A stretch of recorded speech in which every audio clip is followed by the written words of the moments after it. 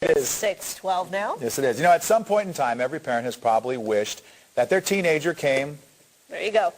with a manual. That's right, but as one woman knows, she is called the Teen Whisperer. She's created a little dater's manual, a little something to help you along as you continue this journey as being parents. That's right. Lisa Jander is joining us this morning here and set to talk about her new book, Dater's Ed. Whoa! Hi. Extreme close-up with Crystal right there. Good morning, Lisa. Good morning. Thank you for being here this morning. And so people think driver's ed, dater's ed. Why not? What inspired you to write this book? Oh, great question. I was sitting at the dining room table with my 15-year-old son. We had just completed some driving experience in a blizzard in Michigan. And I said, okay, let's fill out the driver's ed log. He looked over my shoulder and he said, oh, Mom, I can't wait till I can get my license and I can date. And I said, no, that's not how this works. And he said, Mom, everybody knows when you turn 16 you can drive and date. And I said, well, there's no manual for that. Right. And so from there, we started looking into changing the words in the driver's ed manual to dater's ed. And some amazing analogies came out. Test drive. Yes. Drive it home. Yes. Model it. Yes. I like this. Chaos on the dating bus.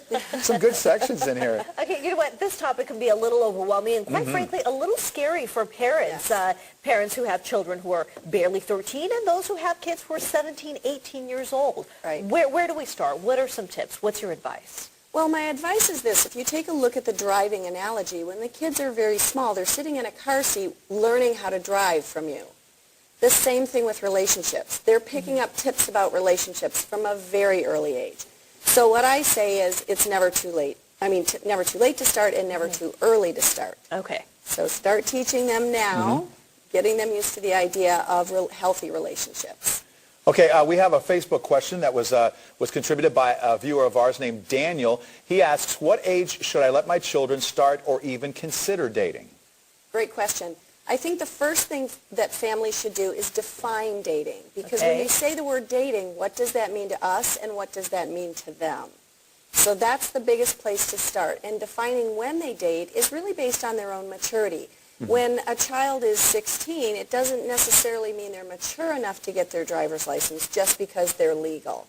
So it's based on their maturity, it's based on their responsibility and whether or not they can perform chores at home. So all of these things are taken into consideration. Now, for some of us who have younger teenagers, I think one of my biggest fears is I don't want to start a conversation if maybe they're not ready for it. I don't want to put ideas in their head and maybe have them start thinking about stuff. And I just, maybe think it's easier to avoid it right now. Well, if you don't mind, I call that driving blind. Okay. No, go for it. The reason is they're getting all kinds of information from the media. They're seeing movies that we never saw. I was raised with a black and white television set, so they're getting information on their phone. They're getting information. They have exposure to things that we can't even imagine. So really, it's a matter of balance. How much information you're giving them really needs to outweigh the information they're getting in the world. So as soon as possible. I would just like to say, is there one thing in here during the writing of Dater's Ed that you came across, something that you may have been researching that maybe astounded you, that you were like blown away by? Surprised to learn. I think the teen dating, the crisis that we're in is the teen dating violence, which really starts when they're small with bullying.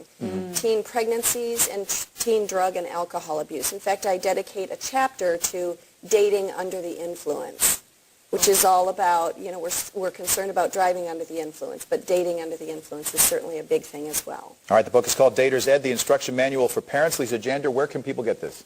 datersed.com. I'm also on Facebook at Dater's Ed and also Twitter, Dater's Ed. So you just Google Dater's Ed and you'll find me. It'll pop up. Right. Yes. Fantastic. Very nice. Thank you so much for joining us this morning. Some great tips to start opening up that conversation. Thanks, and thanks for having me on the show. Thank you. No problem. Come back anytime.